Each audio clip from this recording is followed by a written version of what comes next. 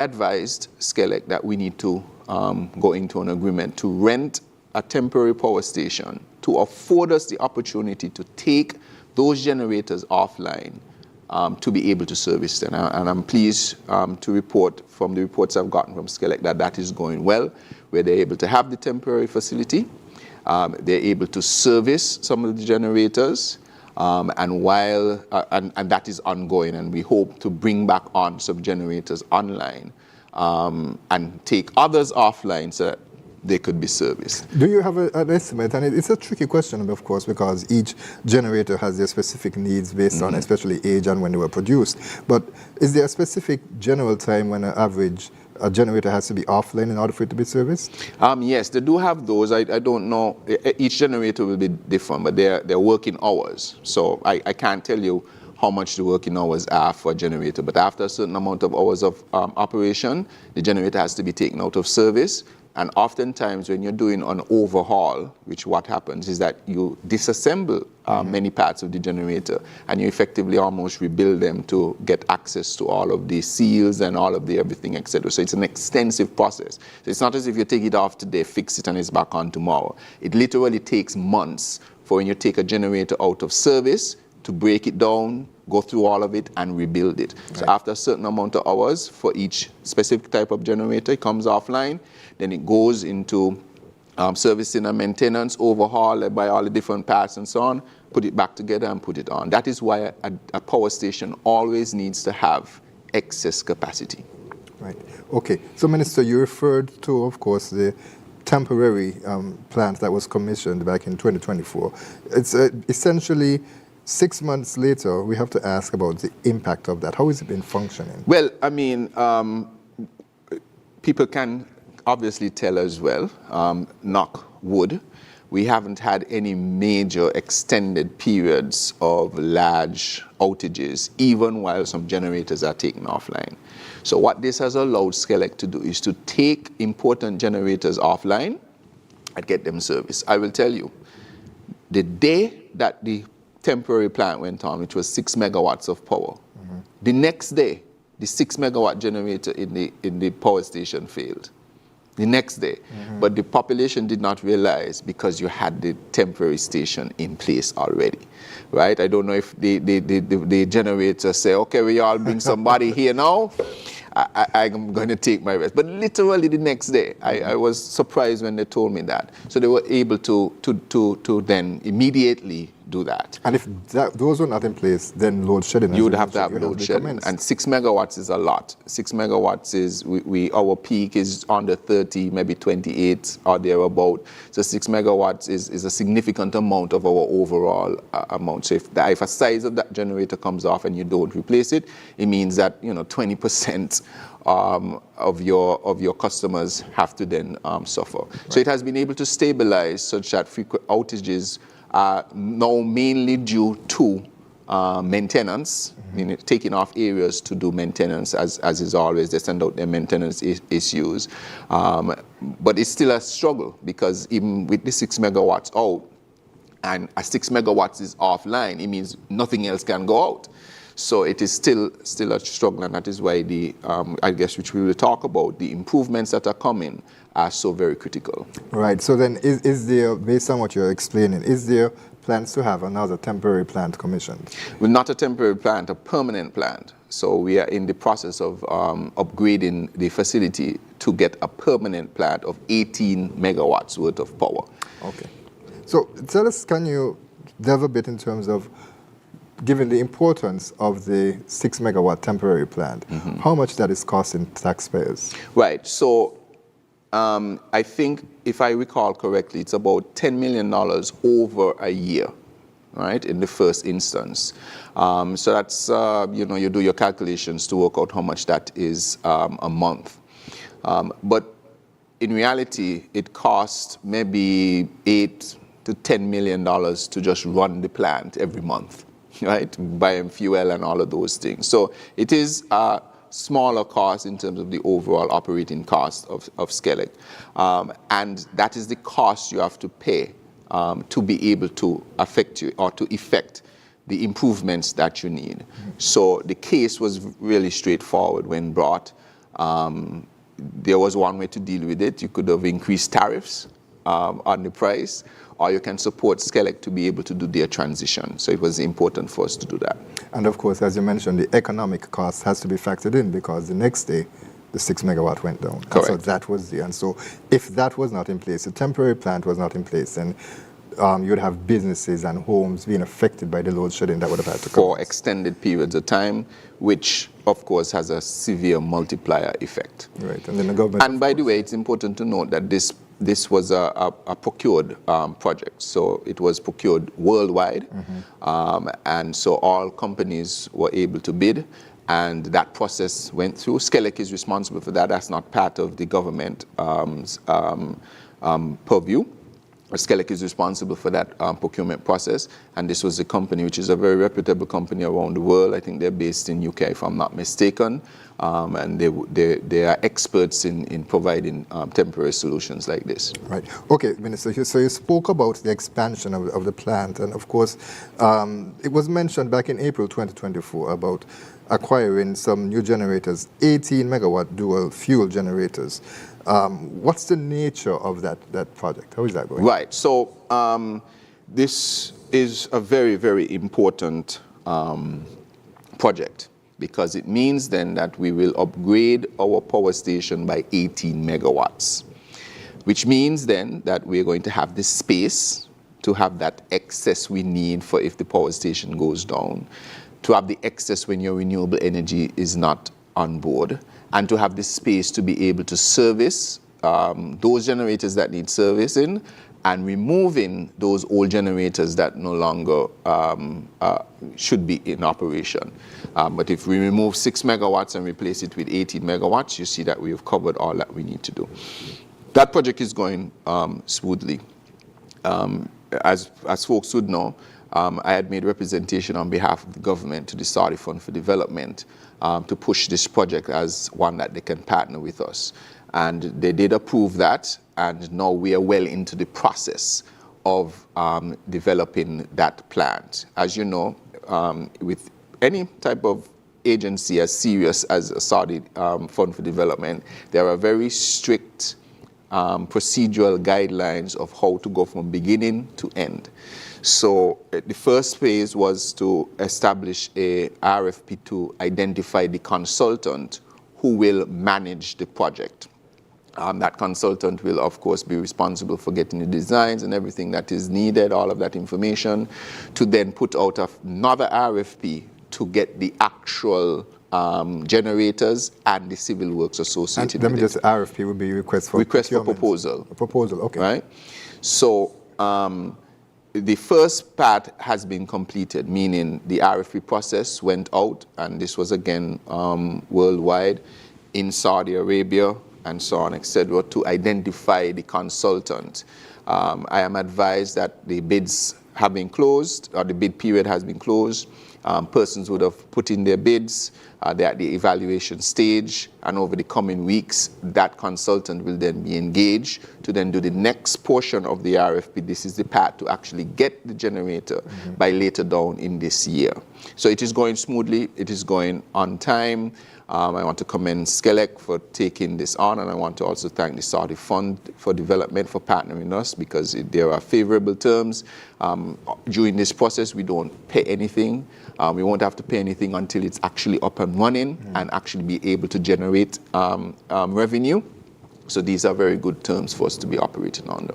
And the importance of it being dual fuel, that it's powered also by liquid natural gas. Right. Talk to us about the importance of having that. Right. So we have made a requirement that as we transition to renewable energy, we also have to be prudent in that transition, because we can take a decision that we're going to just remain with the usual heavier fuels like diesel. Or we can transition to what are termed as maybe safer forms of fossil fuels like LNG. They burn cleaner and they are a bit more efficient in how they operate. And so we have mandated or requested that the generators are dual fuel to meet our transition needs of being more responsible, as refers to how we treat our climate and the environment. So LNG offers that opportunity where we can have a transitionary fuel as we go from the more heavier fuels to no fuel at all. And this means that those generators will be able to use LNG. And so once we are at a stage where we believe it's important to build the infrastructure to house LNG here, then we have an offtake of that LNG through these generators. Right. Okay, and of course, when that plant is commissioned, then we will see the decommissioning of the temporary plant, because as you mentioned, it's providing 6 megawatts, this will provide 18. Right. Now, the decommissioning of the temporary plant may happen before the 18 megawatt, because the temporary plant is also there to afford us the opportunity to bring other generators that have been largely out of service back in service. So once, and the time frames for those, may shift, because as I indicated, that 6 megawatt that went down, it wasn't intended to be part of the schedule at that time. So just by that going down, pushed back the overhaul schedule of the other systems. But the reason for the temporary supply is to allow for there to be that overhauling of those gen sets. So once that is successful, whether it finishes, we anticipate it's not going to finish within a year, because as I said, it takes months and months just to get a generator going. So we anticipate at least 1 year. But any time thereafter, once we are at the stage where we have refurbished enough of our generators, even if we don't have the permanent plant, then we will move on from the temporary supply. And that's important to know. And talk to us, Minister, about then in terms of this labor force that is there. Of course, they have to be upskilled. They have to be trained in dealing with the LNG and other aspects that is being taken, that is coming on stream here in St. Kitts and Nevis. Right, of course. And that's a constant practice at SKNIS for training and supported. I know that this staff is involved in a number of those things. And as we evolve in terms of the technologies that we're using, the requisite training will come along with that. So that is understood and that is highly supported, so that we have the capacity. And there are other areas, there are other programs that exist that allows for us to improve or build capacity among our technical folks, which the ministry continues to make available where applicable. Minister, you also mentioned recently, you spoke about some smart meters, some new smart meters that are going to be introduced into St. Kitts and Nevis. Tell us a bit, well, I would say St. Kitts, because of course, St. Kitts and Nevis is one federation, yes. But SKNIS is responsible for St. Kitts. Correct. Tell us a bit about how that will work, the new smart meters, and also if there are any other artificial intelligence tools or any other type of technology that will be introduced to help to increase efficiencies to SKNIS and power generation. Right, so the AMI meters, we'll call them smart meters for now. I can report that I believe the first batch are on island, maybe at least about 5,000 of them. And SKNIS advises me that they should start implementation in the month of May. What these will allow is, as you could imagine, improving the efficiency of operation of SKNIS, both from the SKNIS side and also from the consumer side. So SKNIS will now be able to collect data and information from every single meter, every 15 minutes of every day of the year. So immediately we will know, or rather SKNIS will know, what the power quality is in a particular area. So even before it happens, in a particular area, if all of the meters are registering that there is a phase issue, or there is a low voltage issue, SKNIS will be able to know that immediately. So these meters give SKNIS the ability to properly manage their distribution network, such that they can optimize and make more efficient their operations. That is critical. Right now, sometimes you have to wait until a fault happens to know what is going on. These will give them all the information they need. It also will facilitate users being able to track their own usage, right? Be able to see how much power they're using and for what they'll be able to visualize it by the interface that will be eventually provided. So that, for instance, if you choose to be, for instance, a prepaid customer, or if you have to be a prepaid customer, you will be able to see I can put $20 down, and $20 will last me this amount of time, or I'll be able to put $100 down and this will last me for a certain amount of time. You'll be able to better manage how you use the power. Look at, okay, tonight I'm going to leave on the lights. I'm going to see how my bill moves. Tomorrow I'm going to take off the lights and see how my bill drops down, or my usage drops down. I think it has those capabilities. Or even better, I'm going to unplug my microwave, which I'm not using. I'm going to unplug the chargers that are plugged in that I'm not using. And they use a lot of electricity. A lot of persons don't realize that anything that remains plugged in, anything that, because I don't want to get too technical here, but there is obviously, we have 120 voltage. Your phones and so on, they don't use 120. So that has to be converted. There is energy needed to convert that. So even when your charger is not plugged to your phone, it is doing work once it is plugged in. And all of those plugged in over time, they add up. Even if it's a little bit here. So your chargers, your strips, anything, your monitors that are on screensaver, whatever it is, they're all using electricity once they're plugged in. Okay, certainly interesting to know. Any other AI tools that will be introduced into the power plant? Well, what SKNIS is advising is that this is the first stage of capturing the data, because it is important to have the data for AI to be able to manipulate that data. So over the next couple of months, the installation of the meters are going to advise or to inform SKNIS as to where do we need to go next. Additionally, as we get into renewable energy production and it going onto the grid, there's going to be a need for a control center that is able to manage all of this input into the grid, because the grid always needs stabilizing. So if we have renewable energy sources, say, that are coming from, that's the other part I was going to say about the smart meters, it's going to allow for persons to connect their renewable energy from their home onto the grid, and we're able to properly track that so people can be properly billed for it. SKNIS will then be able to show, okay, well, right now the sun is very hot and I'm getting X amount of kilowatts or megawatts onto our system because they can see what is happening on these meters. Then SKNIS will then make a decision, or a tool will be able to make a decision, shut down generator 1, because we now have an additional 5 megawatts on the system. We have some battery over there that will allow us to slowly ramp up, and the battery will allow us to slowly ramp down. And when a cloud cover comes for an extended period of time, a signal will be then sent to the generator, start back up, so that you can augment that. So with these meters, you're able to now collect that information.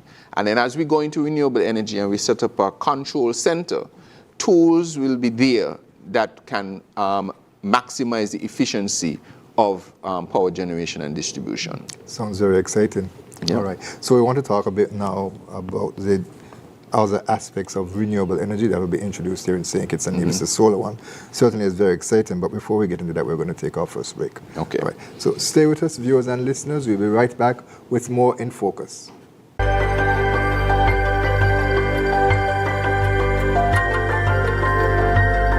Our targets would be for by 2030 to have 50% of our energy demand to covered by renewable sources.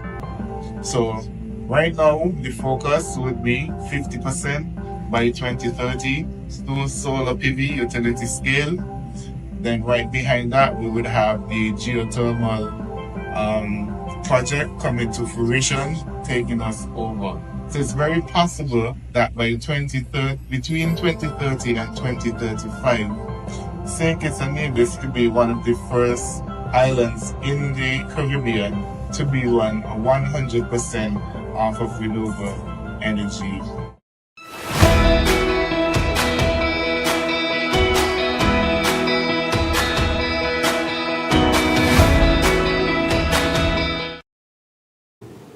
Welcome back to InFocus. We continue our discussion with the Minister responsible for energy here in St. Kitts and Nevis, the Honorable Konris Maynard.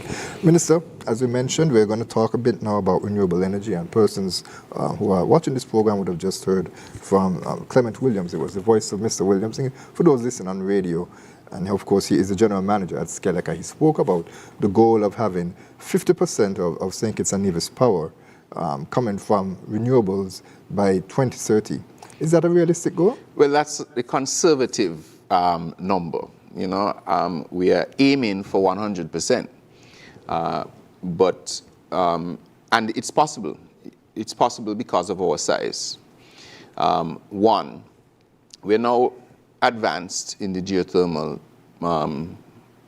process, where by May, the bids for the drillers will be received. Once they start their process, drilling can take maybe 6 or so months. So give that process a year. We're into 2026. Mm-hmm. Thereafter, you give yourself another 2 years or so. I'm throwing out some hypothetical situations to get a 30 megawatt plant going in 2 years. That takes you to 2028, let's say, on the outskirts. Still have another 2 years before you reach 2030. Right. At the same time, we are going to already be advanced in our solar energy production. We are, at present, SKNIS is preparing to go out to market to confirm the next project for solar and battery power, including discussions with our partners like the Taiwanese and others for similar projects. So it is entirely possible that by 2030 we can still reach 100% renewable energy production. However, it is good to be conservative, so 50% is a good conservative mark, and we'll still be higher than most persons will be trying to get. But my guess is, under normal circumstances, we will meet the 2030 goal of 50%. But more importantly, I think we have a shot, which is the real vision, to get to 100% by 2030. Now, of course, the federal government has taken a very active role in pushing forward the development of geothermal, and of course it's located on it's on Nevis, that will be the sister island, and there.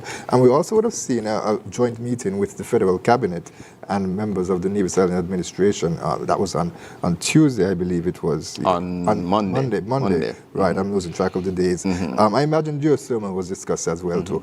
You mentioned that there are drillers. Tell us a bit about where the process stands right now. Right. So, firstly, I want to maybe start with the very important fact that the reason we are making tremendous stride in the geothermal discussion and implementation is because of the political will that exists on the government side of the federal parliament and on the opposition side of the federal parliament. If there is one issue in this federation which the leader of the opposition, the prime minister, and the government have no daylight between them, is this issue.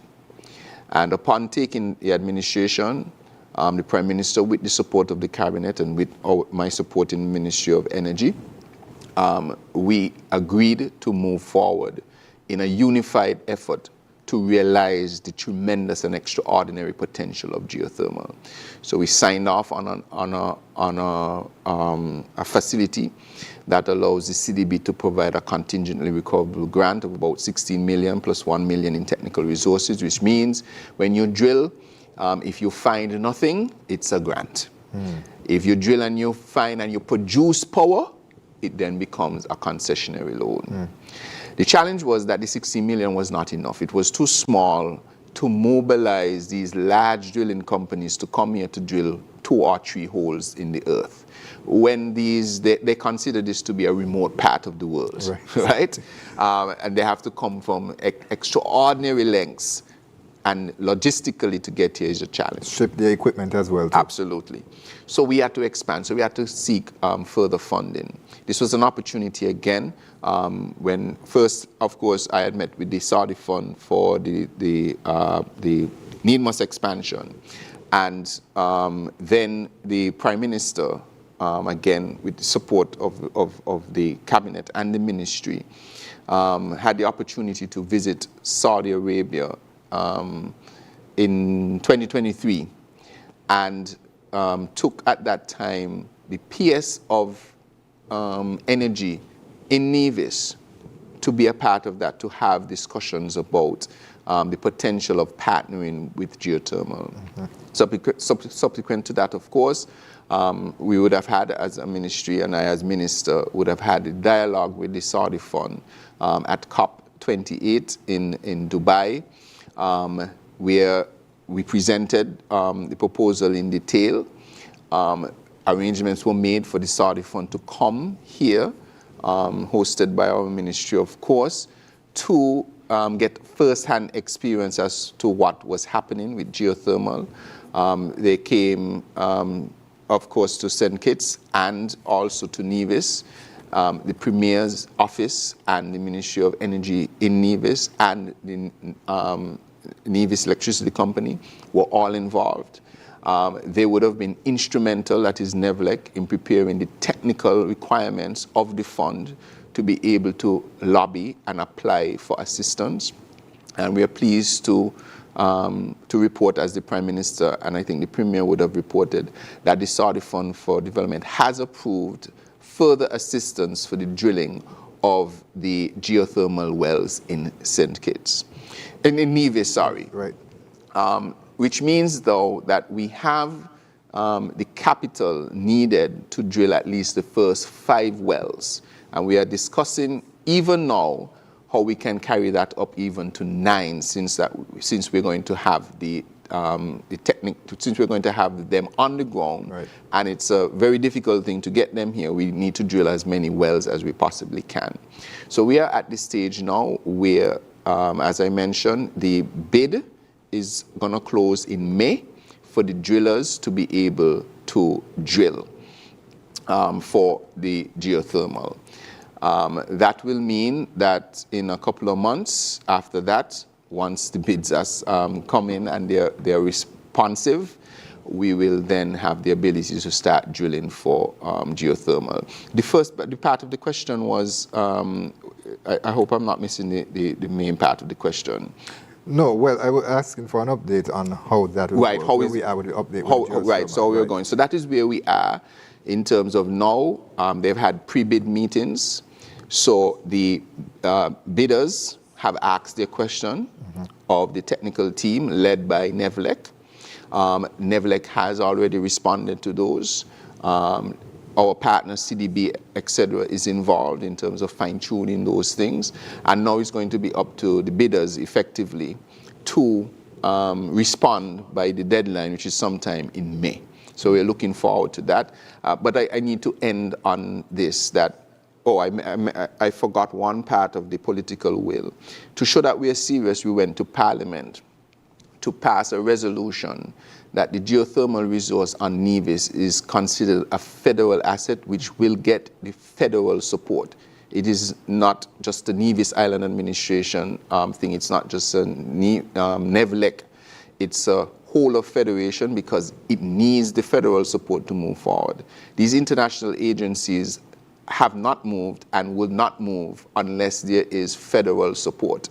And so I want to commend the Prime Minister and I want to commend the Premier for having no daylight between them on this issue, so that it affords us to move forward in the way that we need to move forward, to bring all the stakeholders together, to leverage all the support that we can to make this a reality. And more, each day, each week, each month, I'm feeling more optimistic about the chances of realizing the geothermal potential here in St. Kitts and Nevis. And it's an important point that you made in terms of the funding arrangement, that if nothing is found, it's a concession, it's a grant. Yes. And if there's energy found and we can produce it, then it becomes a concessionary loan. That certainly is very important. So it shows that there's financial structure in place that would help to minimize the cost of such. And that's very important for persons to understand. And also a point that you made as well too, in terms of the Prime Minister traveling to Saudi Arabia, in terms of yourself making that presentation at COP, it shows that there must be that physical presence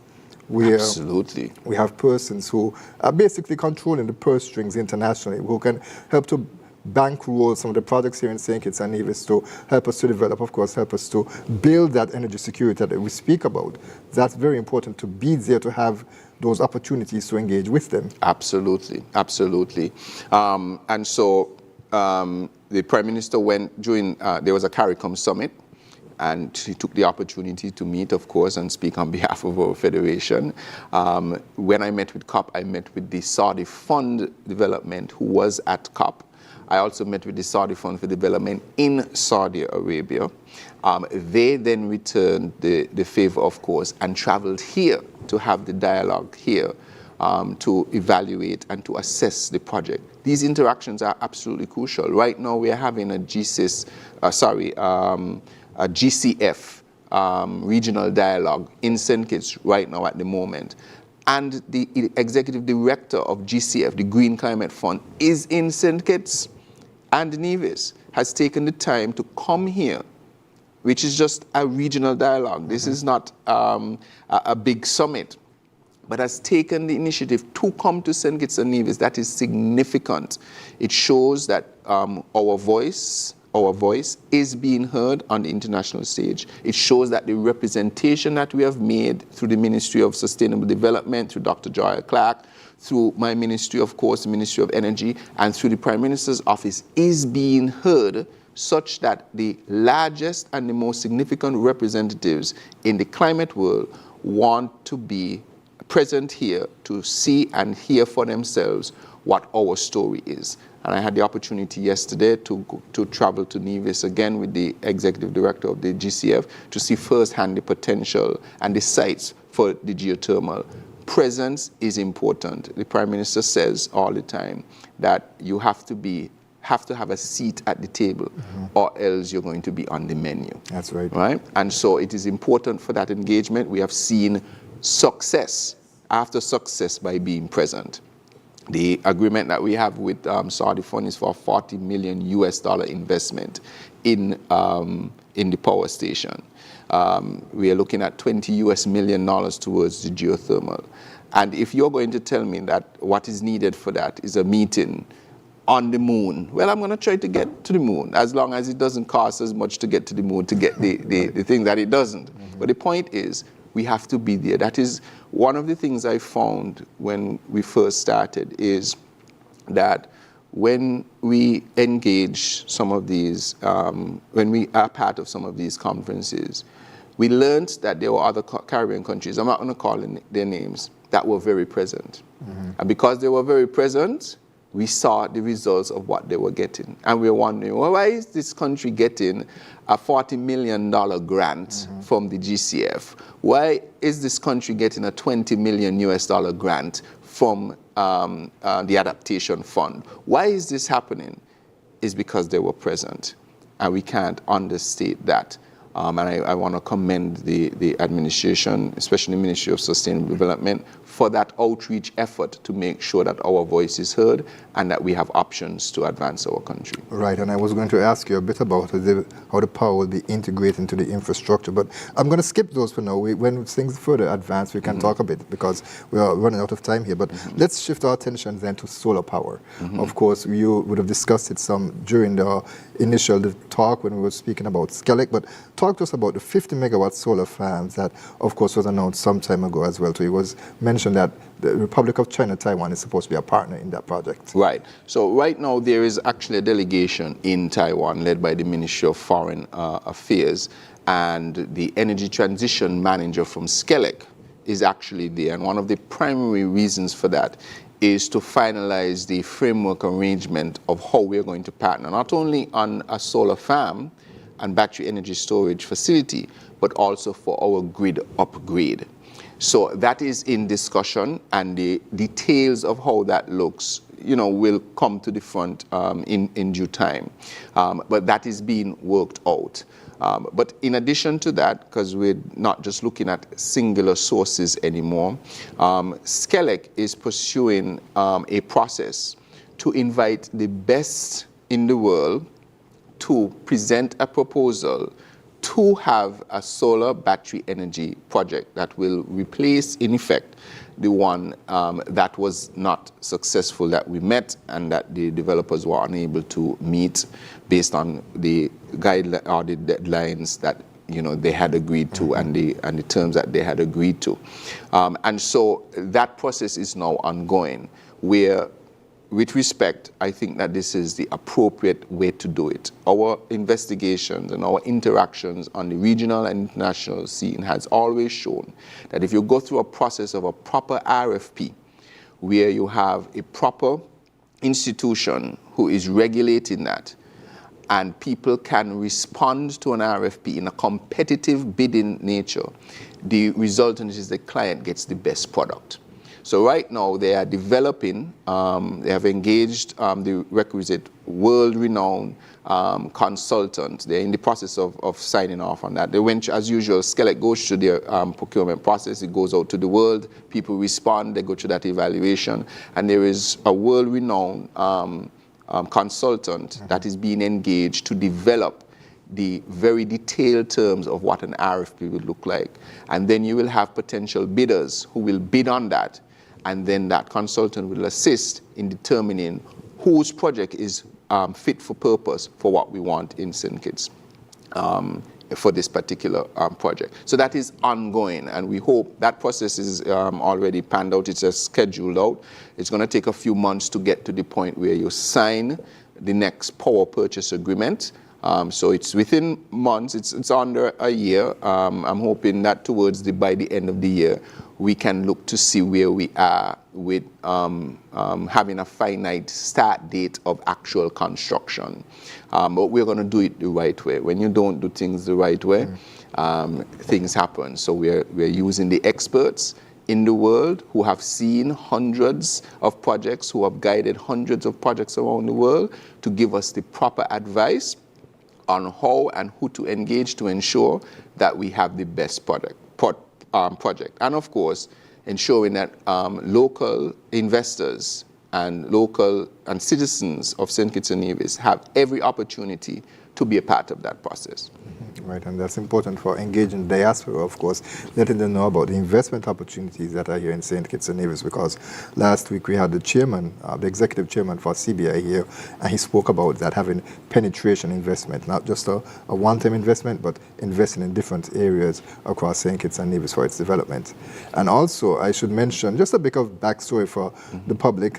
They may not be aware, but we spoke initially when we were going to have you on the program about having Mr. John Kelly here to join you to speak a bit about some of these upgrades. And Mr. Kelly is one who is also on the delegation to Taiwan, as you mentioned. And specifically to deal with the framework of cooperation between Taiwan and the Ministry of Energy, by extension SKNIS, in the development of not only solar and battery energy storage, but our grid. Right, and so that shows the importance again of international presence, and of course that delegation is being led by the Right Honorable Dr. Denzil Douglas, and of course he is responsible also for investment.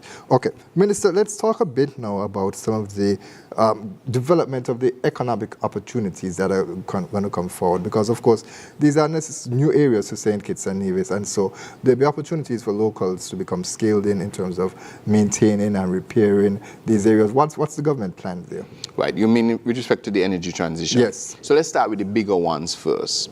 If we have more energy, there are a number of things that are going to happen. One, we'll be able to have more water, right? Because the desal plant that we're building needs significant amount of energy, but we want it to be clean energy.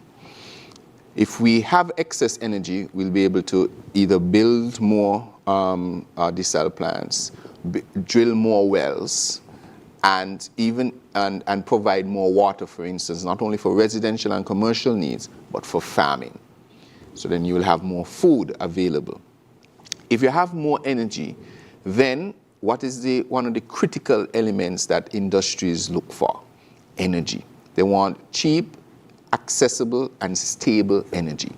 So with more energy, it means that we can attract industries, whether it is manufacturing, and in the case of renewable energy, you can attract high-intensity industries, high-energy-intensive industries, such as the creation of ammonia, or the creation of green hydrogen, or data centers that burn a lot of energy. We can be a hub for that if we have the renewable energy available. So just imagine the jobs that are associated with just that I'm talking about. Not simply just the maintenance of the solar farm or the maintenance of the geothermal plant. It is the offspring opportunities that exist for our locals to be part of major industries and also in terms of agriculture. So those are some of the big things that can come out of energy. In fact, the IMF has effectively advised that energy can effectively transform the entire economy of St. Kitts and Nevis with the potential that we have. So that is why I want to again commend the administration led by the Prime Minister and the leader of the opposition. In this case, it will be Premier of Nevis. And who is the Premier of Nevis, right, for joining on this energy transition, because this is transformative. This can replace a number of the non-traditional revenue earners of St. Kitts and Nevis. I keep saying, when we were growing up, I was told that Trinidad had oil, Guyana had lumber and gold, Jamaica had bauxite. These places had natural resources. We were told that St. Kitts and Nevis ain't got no natural resources, we just have our people. That's right. But today we realize that we have significant natural resource in geothermal energy, in solar energy, in wind energy, and being a small island state, meaning we are a large ocean state, which means the potential of energy from the ocean also exists to us. And so our gold, our bauxite, our lumber is energy. And so we need to use it to transform our economy, just as others use their natural resources to transform their economies. And it's interesting that you mentioned that, because, of course, when the governor of the ECCB was here, he spoke about the fact of energy costs. So, for instance, in a hotel, the cost of energy here in St. Kitts and Nevis that the hotels have to pay, it's a lot cheaper in Mexico. And so they're able to have lower rates as well, too. But if your rates are lower, then you become even more competitive in the market. Absolutely. In tourism, as you mentioned, in factories, that would have been one of the concerns of foreign companies that operate here, the costs. And so it's really a spin-off effect that could really impact the people of St. Kitts. So I continue to say that if you solve energy, you solve water. If you solve water, you solve food. If you solve energy, you solve industries. And if you solve industries, you solve salaries. Energy is the pin. Energy is the central point. If we get this right, we're going to transform this country.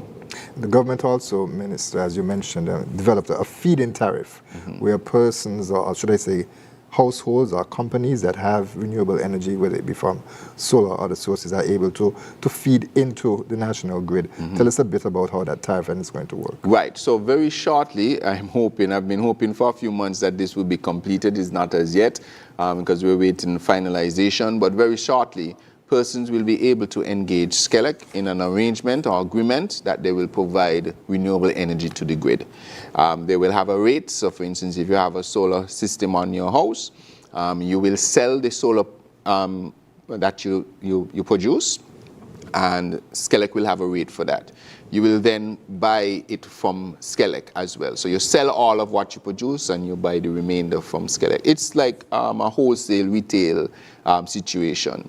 We want you to sell your energy wholesale to SKNIS, and SKNIS will then be able to retail that energy that you sell to all of its customers.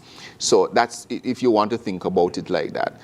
So that is, I'm hoping nearing completion very shortly, that we can unveil that. And also timed with the installation, of course, of the smart meters. Right.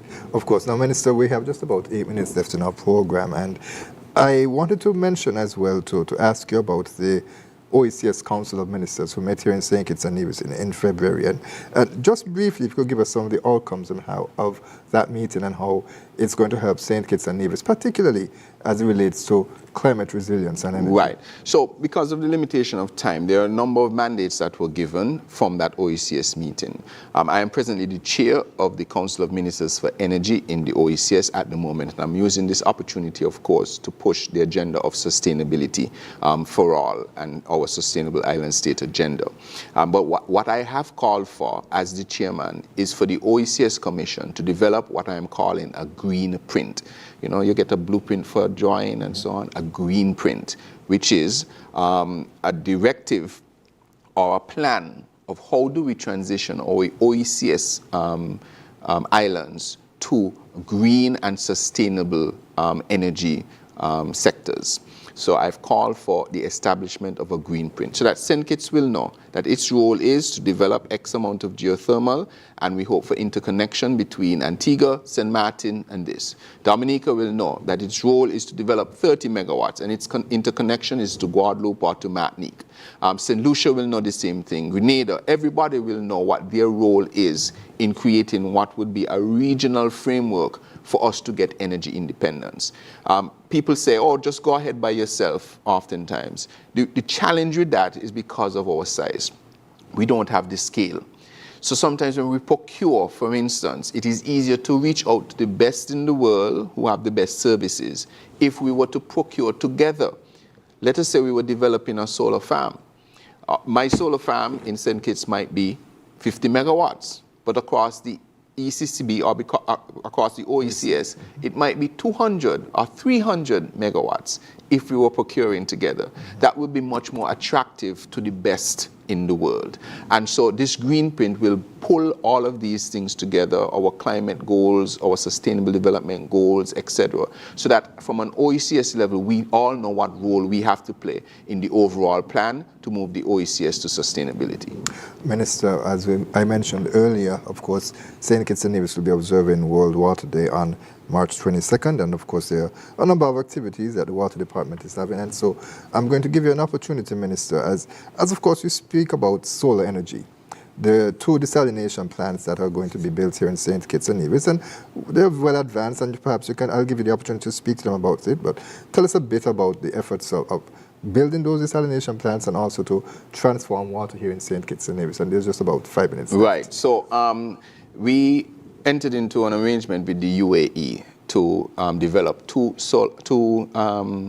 desalination plants, one on Nevis, one on St. Kitts. They are powered by solar energy. So if you have an opportunity and you go over by the Canada industrial area, you will see that there exists a desalination plant that is actually powered by solar energy. Similarly, same thing in Nevis. I haven't visited the one in Nevis as yet, but I'm supposed to be there on Thursday, so maybe I'll get a chance because we're doing our water tour. So that is already in existence, but it underscores our thrust to ensure that everything we're doing, we're trying to make sure that it is sustainable. That is why we're twinning, although we're building the 1 million gallon desal plant, we're building that knowing full well that we intend to also have renewable energy to put in the grid that will supply that. So this is an excellent way to show what I said before. If we're able to solve energy, then we're able to solve water. We need affordable energy to be able to produce water, or else the cost of water would have to then be much higher. And we don't want to do that. Although we are paying historically low rates. I told the Prime Minister of Barbados the other day what our rates are and the rest of the region, and believe you me, we are paying extraordinarily low rates. The rates have not changed for 2001. So obviously we need to evaluate that because we still need to pay for at least what we are doing. But good low-cost energy through solar is important for desalination. And I want to, take this opportunity with respect to World Water Week to encourage a couple of things. The government is doing what it needs to do. We are building a 2 million gallon desal plant for Bastille. We are commissioning a 70,000 gallon desal plant in Canada industrial site. We are presently doing geophysical surveys around the island to identify new water wells or aquifers that we can tap into, and getting ready to drill even more wells. We have an agenda to bring this water crisis under control within the next 12, maximum 24 months. So we are doing what we need to do with the resources that we have. We have a project before the GCF for a $45 million grant through the GCF for our transition, trans water project, transforming water in our country. We're doing what we need to do. That is has passed the project, is at the project preparation stage. It is with the experts, the regional experts, to advise us on how we go about doing that. We're doing our part as much as we possibly can. Of course, with advice where necessary to even improve further. We are asking for the public to do their part as well. I'm making an urgent appeal that we do everything we can to conserve the water that we have. I am pleading to you. One of the biggest areas that we lose water is through our toilets. Go and look at your toilet. If you see any drip in your toilet, it means that you're contributing to significant loss. We lose hundreds of thousands of gallons just through leaky toilets. And if you think that 10 gallons from you is not a problem, okay. But if you multiply 10 gallons by 20,000 households, you're talking 200,000 gallons a day that we're wasting through toilets and through our septic tanks. So I'm encouraging everyone to please conserve water. Water is life, and every drop counts. When you're washing your vehicle, yes, we know you have to wash your vehicle. We haven't put a ban on it. Some countries put bans on those kind of things. Right here in our region, we're saying use a bucket, and when you have to spray off the water, you spray off the water, but you take back off the water. You don't leave it running. When you're brushing your teeth, if everybody saves 1 gallon when they brush their teeth, that is 50,000 gallons you have saved in a day. Just by you saving 1 gallon, you've saved 50,000 gallons. If everybody, because everybody got to brush their teeth except the 6-month-olds, right? So 50,000 we will save by you saving 1 gallon. If you bathe 20% of the time less, meaning let's say you use 10 gallons to bathe, and you save 2 gallons, it's 2 gallons times 50,000, that's 100,000 gallons a day you have saved.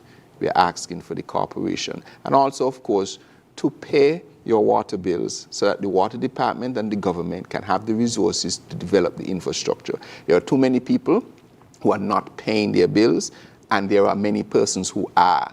It is really unfair to them and unfair to the system when especially the water rates are as they are.